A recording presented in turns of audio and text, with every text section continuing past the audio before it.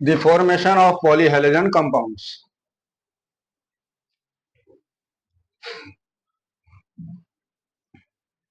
अगर किसी भी कंपाउंड में एक या एक से ज्यादा, वन और more than one halogen attached हो तो पॉलीहेलोजन कंपाउंड्स के नाम से उसको हम जानते हैं। पहला यहां पर एग्जांपल CH2 और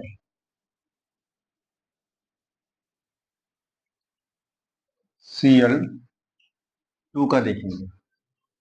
ठीक है, इसका नाम बताओ बेटा। द फॉर्मेशन ऑफ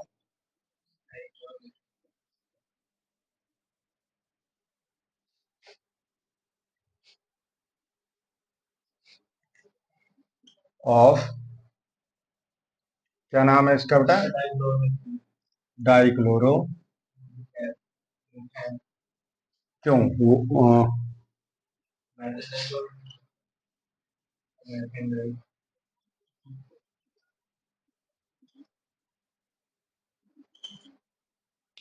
ठीक है बेटा, डाइक्लोरो मेथेन के बारे में यहाँ पर हम देखेंगे। सबसे पहले हम यहाँ पर मेथेन को ले लेंगे। मेथेन की रिएक्शन जो है Cl2 से करा देंगे। ये ध्यान रखना, इन प्रेजेंस ऑफ Hv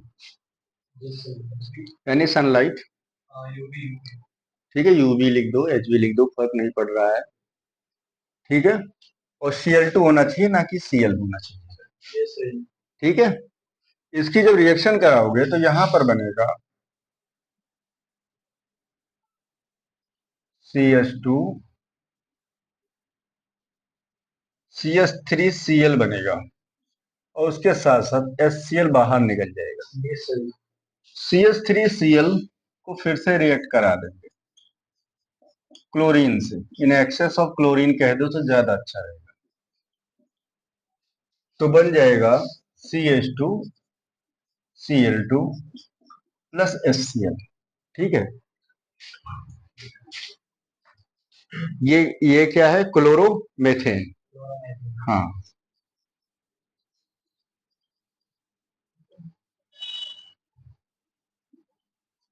और ये हमारा क्या फॉर्म हुआ है? डाइक्लोरो।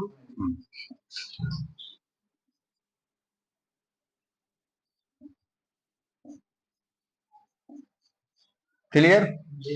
हो सकता है अभी ये चीज क्लियर ना हुई हो कि डाइक्लोरो मतलब यहाँ पर जो हेडिंग डली है फॉर्मेशन ऑफ पॉलीहेलोजन कंपाउंड्स, हो सकता है ये क्लियर ना हुआ हो कि पॉलीहेलोजन, मैंने भी बताया था अगर किसी कंपाउंड में वन से ज्यादा यानी more than one halogen atoms हो, हेलोजन एटम्स, एटम्स यानी ध्यान दो जिन बातों कह रहे हैं, कंपाउंड्स में एटम ऐड हो रहे हैं। कौन से? हेलोजन। तो वो क्या हो जाते हैं? पॉलीहेलोजन के।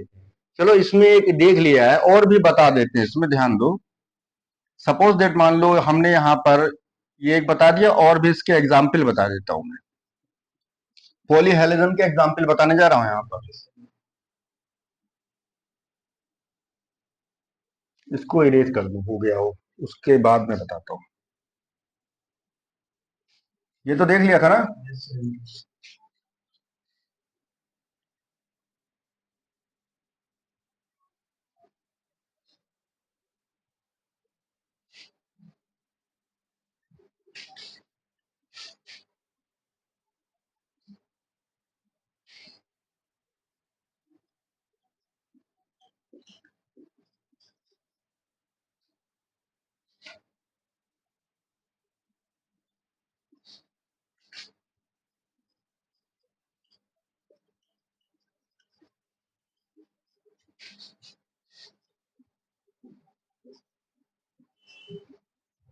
ठीक है बेटा, ध्यान दो।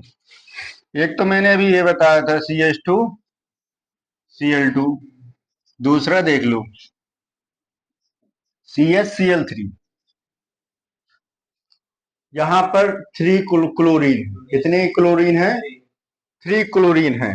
नाम तो सबके पता होंगे, इसे क्लोरोफॉर्म भी कहते हैं। थर्ड आता है CCl4, जिसे कार्बन टेट्राक्लोराइड कहते हैं, कार्बन टेट्राक्लोराइड कहते हैं। इन सबके नाम बोल दो। इसका क्या था? डाई, ठीक है, डाई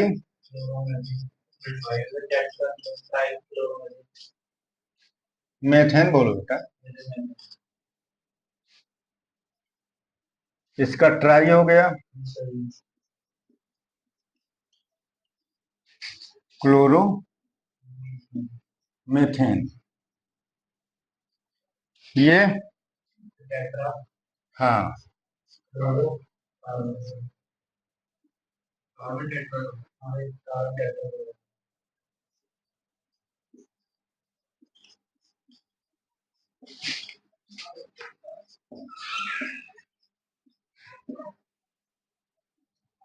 यहाँ सब में देखने को मिल रहा है कि एक से ज्यादा हैलोजन अटैच है।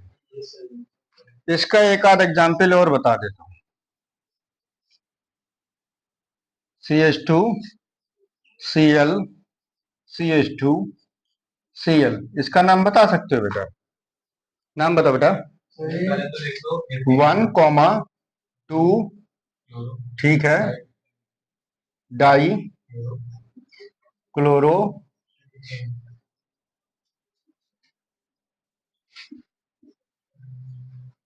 ठीक है बेटा। और देखो इसके कुछ एग्जाम्पल्स।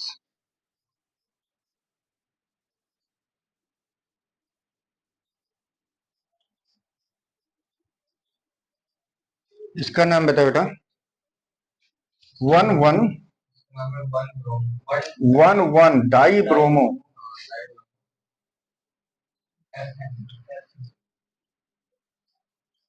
ब्रोमो एथेन, ठीक है। और देखो इसमें,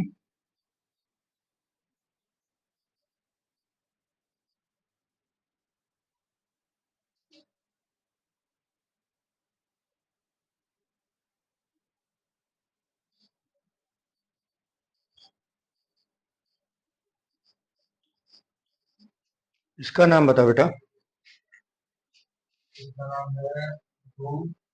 2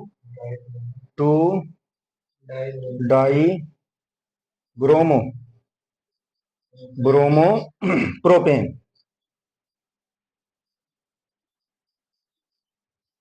मतलब एक से ज्यादा यहाँ पे हमें हैलोजन एटम अटैच्ड होते दिख रहे, ठीक है।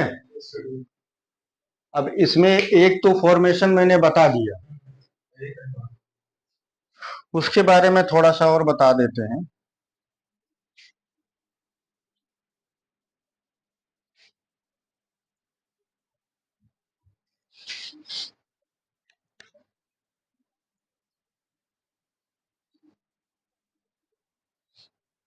तो केमिस्ट्री को बेटा एकदम से नहीं सीखा जा सकता है, स्लोली स्लोली सीखो, क्योंकि अगर मैंने हैवी चीज डाल दी समझ में नहीं आएगी। पहले स्टेप बाय स्टेप सीख लो। जब ये चीजें समझ में आने लगे कि कौन सा एटम किसी दूसरे एटम के साथ में कोवेलेंट बॉन्ड से जुड़ा है कि आयोनिक बॉन्ड से, या कोऑर्डिनेशन बॉन्ड से जुड़ा है, क्यों जुड़ा है, कैसे जुड़ा है, इसकी एनर्जी क्या है, बॉन्ड लेंथ क्या है, स्टेबिलिटी क्या है, डेंसिटी क्या है, ये सारी चीजें जान जाओ। क्योंकि कोई भी एटम, जब एक एटम दूसरे एटम के साथ में, जैसे यहाँ पर तुमने देखा होगा कार्बन के साथ में अगर यहाँ पर 4 हाइड्रोजन एटम जुड़ा हुआ है, तो जाहिर सी बात है जो कार्बन की जो वैलेंसी है वो 4 है और हाइड्रोजन की वैलेंसी 1 है। इसको सैचुरेट करने के लिए 4 हाइड्रोजन की जरूरत होगी, यानी नीड होगी। तो इसीलिए यहाँ पे 4 हाइड्रोजन आया। यहाँ पर कुछ चीजें हम वैलेंसी के जरिए भी जान सकते हैं, और हमें ऑक्सीडेशन नंबर भी पता होना चाहिए। समझ में आ रही है बात? तो ये शुरुआत की चीजें, बाकी कुछ चीजें ऐसी हैं जो हमें पढ़ना भी पड़ता है, रटना भी पड़ता है, प्रैक्टिस में भी आ जाती है। सपोज दैट, मान लो अगर तुमसे कोई पूछता है कि इसका बीपी कितना होता है, बॉइलिंग पॉइंट, CH2 और Cl2 का बीपी कितना होता है, बॉइलिंग पॉइंट, तो इस चीज के लिए तुम्हें रिमाइंड करना पड़ेगा, थोड़ा ध्यान रखना पड़ेगा। क्योंकि मैं ये नहीं कहूंगा कि इन्हें लॉट ऑफ अमाउंट में कंपाउंड है, मैं कहता हूँ इन्फिनिट है। कुछ ऐसे कंपाउंड्स हैं कि अभी बुक में भी नहीं होंगे। 1 degree temperature up and down पे रिएक्शंस कुछ और ही फॉर्म कर देती हैं। प्रेशर का, कंसंट्रेशन का, टेम्परेचर का, केमिस्ट्री के ऊपर या उनके रिएक्शन पे बहुत बड़ा इफेक्ट पड़ता है। कभी तुमने देखा होगा डॉक्टर मेडिसिन वगैरह कुछ देते हैं तो सजेस्ट करते हैं कि इसको ज्यादा गर्मी से दूर रखना या ज्यादा इसको ह्यूमिडिटी से दूर रखना, इस टाइप से सजेशन देते हैं। क्यों सजेशन देते हैं, कभी सोचा इस चीज के लिए? क्योंकि वो जो सॉल्ट दे रहे हैं, किसी भी इंसान को सॉल्ट ही तो दिया जाता है, वो ये सजेस्ट करते हैं कि इनको इन टेम्परेचर या प्रेशर से दूर रखना। क्योंकि जो सॉल्ट तुम्हें दिया गया है ना बेटा, डॉक्टर को पता है वो कितना रिएक्टिव है, तुम्हें नहीं पता है। उसकी रिएक्टिविटी ज्यादा है, किसी और चीज से रिएक्ट करने के बाद ये कुछ और बदल सकता है। यानी पहले कुछ और था जो इसको पॉजिटिव वर्क करना था, हो सकता है नेगेटिव वर्क करे, हो सकता है जितना इसको करना चाहिए उतना ना करे, कम करे। तो एक इंसान को परफेक्ट होने के लिए सही अमाउंट में मेडिसिन की जरूरत होती है। अब अमाउंट कम हो गया, ठीक कैसे होगा? इसीलिए डॉक्टर एडवाइस देते हैं कि इसको थोड़ा सेफ जगह रखना, ह्यूमिडिटी या टेम्परेचर से सेफ रखना। अच्छा, यहां पर जैसे इसका बॉइलिंग पॉइंट देखा जाए तो इसका आता है 373 केल्विन आता है। इसका अपना अलग है, औरों का अलग होता है। अब जैसे मान लो यहां पर मैं लिखता हूं, यहां पर CaCl3 जो क्लोरोफॉर्म होता है, ये बहुत तेजी से ऑक्सीडाइज हो जाता है, मतलब इसका ऑक्सीडेशन बहुत तेजी से होता है। अगर इसने ऑक्सीजन के साथ रिएक्ट करा तो एक पॉइजनस गैस मतलब फॉर्म करता है, जिसे हम फॉस्जीन के नाम से जानते हैं। हाँ, अगर क्लोरोफॉर्म O2 से रिएक्ट कर गया तो ये फॉस्जीन बना लेगा। कायदे में इसको मोनो ऑक्सीजन की जरूरत होती है, ये फॉस्जीन क्रिएट कर लेगा, नहीं बना देगा। अब अगर फॉस्जीन बन गई तो बजाय बेहोश करने को किसी इंसान को मार भी सकता है। इस प्रॉब्लम के सॉल्यूशन के लिए इसको डार्क बोतल में, मैं बोतल की बात कर रहा हूं, प्लास्टिक की नहीं, जो कांच की बोतल आती है उसमें रखा जाता है और अंधेरे कमरे में रखा जाता है। उसके बाद भी इसके रिएक्ट करने के चांस होते हैं, उसके बाद भी इसके रिएक्ट करने के चांस होते हैं।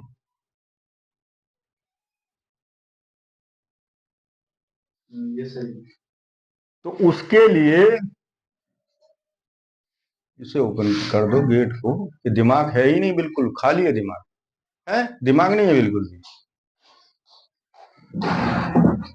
उसके बाद भी अगर मान लो ऐसा लगता है, वैसे रिएक्ट करने के चांस, क्योंकि ये बहुत ही ज्यादा रिएक्टिव होता है, इसमें 1%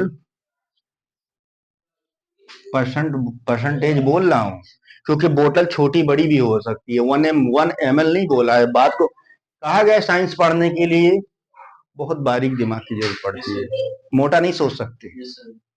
परसेंटेज लिया जाएगा, ओनली 1%, टोटल अमाउंट जितना क्लोरोफॉर्म है यहाँ पर CH3 जितना है उसका 1% लेंगे। क्या लेंगे? C2H5OH, C2H5OH ले लेंगे। C2H5OH लेने पे क्या हो जाएगा, ये डाई मेथिल कार्बोनेट में ये जो भी फास्जीन बनेगा या बनने वाला होगा उसको ये तुरंत इसमें कन्वर्ट कर देगा C2H5 की होल ट्वाइस जो CO3 में। हर किसी का कुछ चीजें इसमें ऐसी हैं जो मैंने रिमाइंड के लिए बताया था। अब जैसे ये रिएक्ट कर जाती है इससे तो क्या बनेगा, कार्बन हो जाएगा, ऑक्सीजन हो जाएगा, Cl2 हो जाएगा, फॉस्फीन तैयार।